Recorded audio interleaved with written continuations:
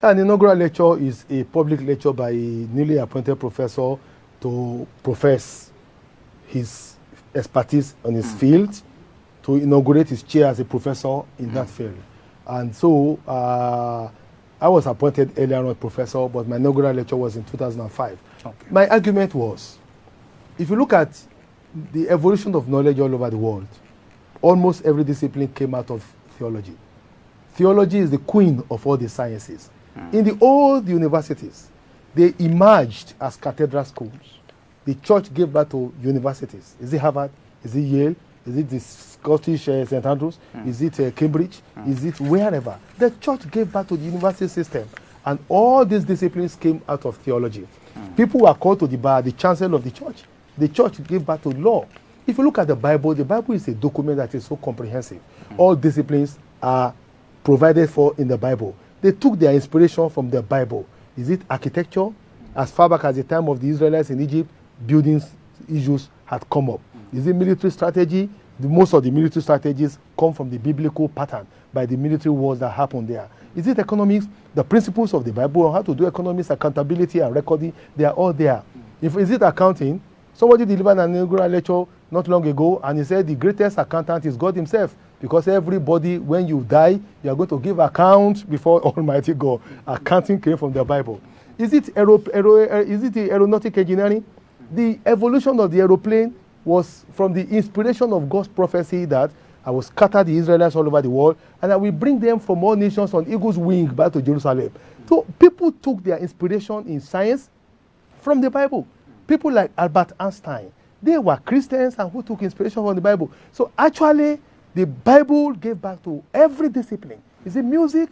The whole of the book of Psalms is music. Is it wisdom or philosophy? Solomon's Proverbs and Ecclesiastes is there. Is it history? Where are we coming from? Where did man originate from? What is the origin of sin? How did the races come from? The Caucasians, the Mongolis, and the Negroid, they come from the three sons of Noah.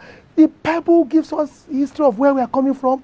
It's the only document that talks about our past, our present, our future. It's the only document that talks about spiritual matters. Who is man? So the Bible is the queen of all social sciences, natural sciences, and in the real universities in the medieval period, the theologians took the pride of place. After that, the philosophers, then the other disciplines. So theology is superior. Only the theologian knows a little bit about everything.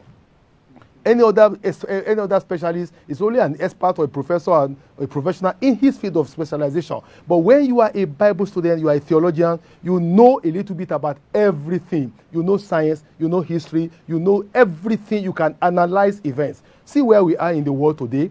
Are we not living in the end times? We know where we are coming from, where we are going. We know the plans of the world. So a theologian knows science, he knows us, he knows virtually everything. I want the theologians to be proud.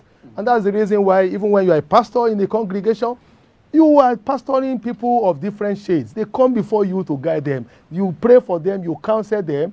You are actually supervising all professionals, no matter who they are.